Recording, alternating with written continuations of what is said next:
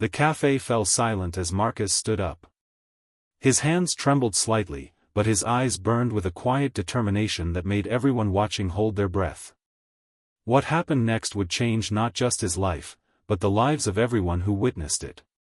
If you've ever felt judged for simply trying your best, this story might just heal something inside you that you didn't know was broken. Before we dive into this incredible true story, take a moment to hit that like button and subscribe to our channel for more content that reminds us of the power of human dignity and courage. Your support helps us share stories that matter. It was Tuesday afternoon, and the Cornerstone Café buzzed with the usual mix of laptop-tapping freelancers and friends catching up over steaming mugs. Rain tapped against the windows, creating that cozy atmosphere that made the café a sanctuary on dreary days. Marcus Jenkins pushed open the door with his shoulder, his 5-year-old daughter Emma's tiny hand clutched in his left while he balanced a diaper bag, laptop case, and umbrella in his right. "Daddy, I'm hungry," Emma whispered, her voice small but carrying in that way children's voices do. Her dark curls were damp from the rain, and her yellow raincoat dripped onto the polished wooden floor. "I know, sweetheart. Let's find a table, and then we'll get you something to eat," Marcus replied, scanning the crowded space. Dark circles shadowed his eyes, evidence of another night spent soothing Emma through nightmares that had plagued her since her mother's death 8 months ago. A small table by the window had just been vacated. Marcus guided Emma toward it, navigating between chairs and bags with the practiced care of someone who had learned to move through the world while protecting something precious. "Can I have hot chocolate?" Emma asked, her eyes brightening at the thought. "Of course, princess. And maybe a cookie too?" Marcus smiled, the tension in his shoulders easing slightly at his daughter's excitement. These small moments of joy were what kept him going through the exhaustion and grief that had become his constant companions. As Marcus helped Emma out of her raincoat, he felt the weight of stares from a nearby table. 3 men in business suits, probably on their lunch break from one of the financial firms down the street, were watching him with barely concealed amusement. "Looks like someone got stuck with babysitting duty," one of them said, loud enough for Marcus to hear. Marcus pretended not to notice, focusing instead on getting Emma settled. He pulled out a coloring book and crayons from the diaper bag, setting them in front of her. "Color me a beautiful picture while I order, okay?" he said, kissing the top of her head. Emma nodded solemnly, already reaching for the purple crayon, her favorite since her mother had told her it was the color of bravery. As Marcus stood in line, he could hear the men's conversation drift across the café. "Single dads are the worst," the tallest one said, his voice carrying. "They always look so helpless. Like they're waiting for someone to rescue them.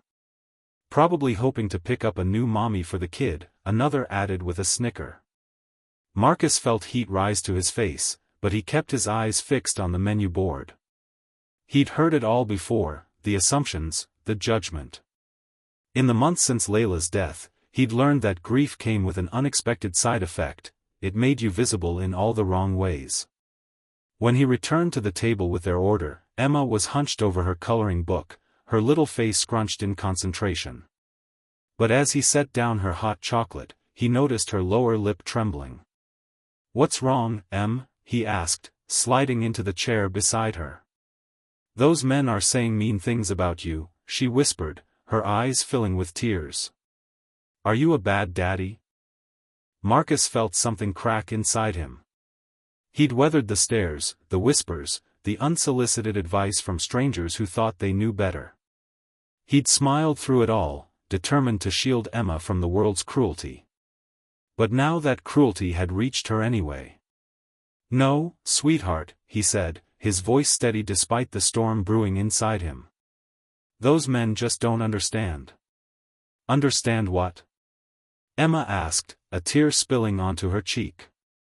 "They don't understand that being your daddy is the most important job in the world to me," Marcus said, gently wiping away her tear. "And I wouldn't trade it for anything." The men's laughter grew louder, and Marcus saw Emma flinch. Something shifted inside him. He'd spent months trying to be invisible, to avoid conflict, to keep his head down and just survive. But watching his daughter shrink under the weight of strangers' judgment ignited something he thought grief had extinguished, his fighting spirit. "Stay here for just a minute, okay?" he said to Emma, standing up slowly. Emma nodded, her eyes wide as she watched her father turn toward the table of laughing men. The café seemed to quiet as Marcus approached their table. He wasn't a large man, average height, with the slight build of someone who'd lost weight from stress and forgotten meals. But there was something in his posture now that commanded attention. "Excuse me," Marcus said, his voice calm but carrying. "I couldn't help but overhear your comments." The tallest man, clearly the ringleader, looked up with a smirk. "Something wrong?" "Yes," Marcus said simply. "You're upsetting my daughter." The man glanced over at Emma, who was watching with wide eyes, then back at Marcus with a dismissive shrug. "Maybe you should take her home then. This isn't really a place for kids." Marcus took a deep breath. "Actually, this cafe has a kids' menu and high chairs. It's very much a place for families. What it isn't a place for is bullying." "Bullying?" The man laughed, looking to his friends for support. "Man, you're being a little sensitive, don't you think?" Marcus felt a strange calm settle over him. 8 months ago, my wife, Emma's mother, died in a car accident. She was on her way to pick up Emma's birthday cake. Since then, I've been learning how to be both parents to our daughter. I've learned how to braid hair, how to soothe nightmares, how to explain to a 5-year-old why her mommy isn't coming back. The cafe had gone completely silent now. Even the baristas had paused their work to listen. I've also learned that there are people in this world who see a father caring for his child and somehow find it amusing. Who see vulnerability and mistake it for weakness. Marcus's voice remained steady, but his eyes held an intensity that made the smirk fade from the bully's face. "I don't need your approval or understanding. But my daughter deserves respect. She deserves to see her father treated with dignity. And if you can't offer that basic human courtesy, then perhaps you're the ones who don't belong here." Marcus reached into his pocket and pulled out his wallet. He extracted a photograph and placed it on the table. It showed him with Emma and a beautiful woman with Emma's same curly hair, all three laughing at the camera. "That's my wife, Layla. She was a pediatric surgeon. She saved children's lives during the day and came home to read bedtime stories to our daughter at night. She would have been disappointed to see grown men mocking a father for taking care of his child." The lead bully stared at the photograph, the color draining from his face. His friends shifted uncomfortably in their seats, no longer meeting Marcus's eyes. "I'm not asking for an apology," Marcus continued. "I'm asking you to think about the example you're setting. There are children watching. My child is watching. What world are we creating for them when we ridicule care and compassion?" With that, Marcus picked up the photograph and turned to walk back to his table. But before he could take a step, he felt a hand on his arm. The bully had stood up, his face transformed by shame. "Wait," he said, his voice barely audible. "I am sorry. Truly." Marcus looked at him for a long moment, then nodded once. "I lost my dad when I was young," the man continued, the words seeming to surprise even him. "He left. Just walked out. I guess I've always resented men who stick around, who do what my father couldn't. It's no excuse, but..." He trailed off, looking lost. "It's not an excuse," Marcus agreed. "But it's a start toward understanding." The man nodded, then glanced toward Emma. "Your daughter is lucky to have you." "No," Marcus said quietly. "I'm the lucky one." As Marcus walked back to his table, he felt lighter somehow. Emma was watching him with wide eyes, a mixture of confusion and awe on her small face. "Are you okay, Daddy?" she asked as he sat down. "I'm more than okay, Em," he said, smiling at her. "I'm proud to be your dad." Emma beamed at him, then picked up her purple crayon again. "I'm coloring you," she announced. with the brave color. As they finished their hot chocolate, Marcus noticed something had changed in the cafe. An elderly woman stopped by their table to tell Emma how beautiful her drawing was. A young couple at the next table offered Marcus a genuine smile.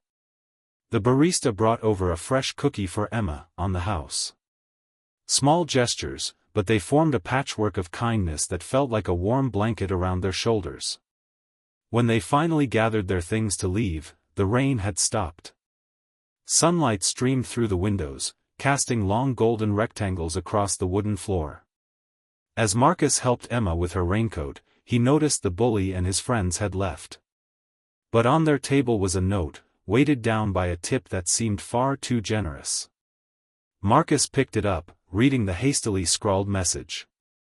"I've paid for a month of coffee for you. Just tell them your name at the counter. And thank you, for the wake-up call I needed." Some of us forget what real strength looks like. 3 years later, Marcus stood in that same cafe, watching Emma chat animatedly with her best friend over hot chocolate. At 7, she was growing into a confident, compassionate child who still carried her mother's memory like a precious stone in her pocket, always there, but no longer sharp-edged with grief. "Mr. Jenkins?" Marcus turned to find a vaguely familiar face. It took him a moment to place it, one of the friends who had been with the bully that day. "I hope you don't mind me approaching you," the man said, looking nervous. "I've seen you here a few times but never had the courage to speak to you." "It's fine," Marcus said, surprised. "What can I do for you?" "I wanted you to know that what happened that day, what you said, it changed things. For all of us, but especially for Richard." He nodded toward the door, where the former bully was entering with a small boy in tow. "That's his son. He got custody last year. Said he finally found the courage to be the father his son deserves." Marcus watched as Richard helped his son out of his coat with the careful movements of someone still learning but determined to get it right. "He talks about you sometimes," the man continued. "Calls you his wake-up call." Before Marcus could respond, Emma bounded over, her friend in tow. "Daddy! Can we get another cookie? Please?" Marcus smiled down at her. "One more, then we need to head home for dinner." As Emma skipped back to her table, the man watched her go with a smile. "She's wonderful." "She is," Marcus agreed. "She's her mother's daughter." "And her father's," the man added quietly. Across the cafe, Richard caught Marcus's eye and gave a small, respectful nod. Marcus returned it, feeling the strange circle that life sometimes draws. Later, as they walked home hand in hand, Emma looked up at her father. "Daddy, do you remember that day when you talked to those mean men?" Marcus was surprised. "You remember that?" Emma nodded solemnly. "I was scared, but then you weren't scared. You were brave.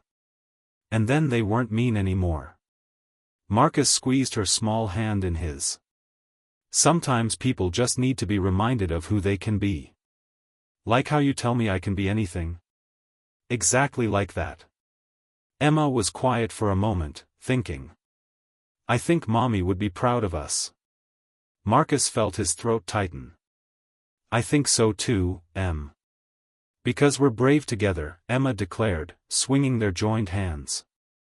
"We are," Marcus agreed, looking down at his daughter's upturned face, seeing echoes of Layla in her smile. "We absolutely are." If this story touched your heart, please take a moment to like this video and subscribe to our channel. Your support helps us continue sharing stories that remind us of the courage it takes to be human, to stand up for what's right, and to choose kindness even when it's difficult. Remember, sometimes the bravest thing we can do is simply show up, day after day, for the people we love.